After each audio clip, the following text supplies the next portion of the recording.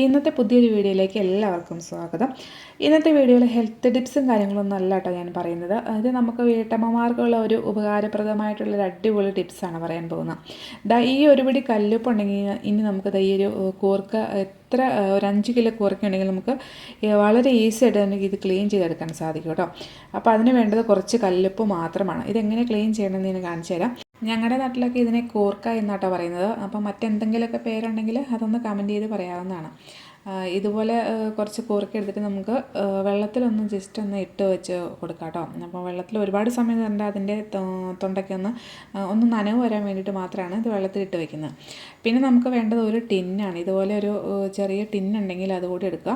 എന്നിട്ട് അതിലേക്ക് നമുക്ക് ഈ വെള്ളത്തിലിട്ട് വെച്ചിരിക്കുന്ന കൂർക്ക ഇതിലേക്കൊന്ന് ഇട്ട് കൊടുക്കാം. അപ്പോൾ അതിന് മുമ്പ് നമ്മൾ ചെയ്യേണ്ടത് ഒരു പിടി കല്ലുപ്പ് ഇതുപോലെ എടുക്കുക. എന്നിട്ട് നമ്മൾ എടുത്തു വെച്ചിരിക്കുന്ന ടിന്നിലേക്ക് ഈ കല്ലുപ്പ് ഇട്ട് കൊടുക്കുക. അതിനുശേഷം നമ്മൾ കൂർക്ക ഇട്ട് കൊടുത്താലും മതി.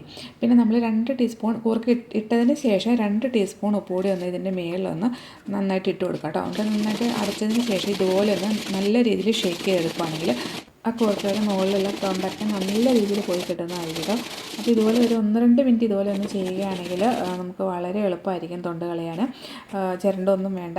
സാധാരണ രീതിയിൽ നമ്മൾ തുണിയിൽ ഇട്ടടിച്ചല്ലേ ഇതിൻ്റെ തൊണ്ടൊക്കെ കളയുന്നത്. അപ്പം ഇനി അങ്ങനെ ചെയ്യേണ്ട. ജോലി തിരക്കുള്ളവർക്കും ഈ ഒരു രീതി വളരെ ഉപകാരപ്രദമായിരിക്കും കേട്ടോ. ഇതുണ്ടോ, നല്ല രീതിയിൽ തൊണ്ടൊക്കെ പോയി കിട്ടിയിട്ടുണ്ട്. ഇനി കൂർക്ക ചിരണ്ടി എടുക്കാൻ മടിയുള്ളവർക്ക് ഈ ഒരു രീതി വളരെ എളുപ്പമായിരിക്കും കേട്ടോ. ഒരുപാട് സമയം നമുക്ക് ലാഭിക്കുകയും ചെയ്യാം. പെട്ടെന്ന് തന്നെ നമ്മുടെ പണിയും തീരും. വേണ്ട, നന്നായിട്ട് ക്ലീൻ ചെയ്ത് കിട്ടിയിട്ടുണ്ട്. അപ്പോൾ ഇതുപോലെയുള്ള ചെറിയ വീഡിയോസൊക്കെ ഒന്ന് ഇഷ്ടമാവുകയാണെങ്കിൽ ഒന്ന് ഫോളോ ചെയ്യാനും ഷെയർ ചെയ്യാനും മറക്കണ്ട കേട്ടോ. പുതിയ വീഡിയോ നാളെ വീണ്ടും കാണാം.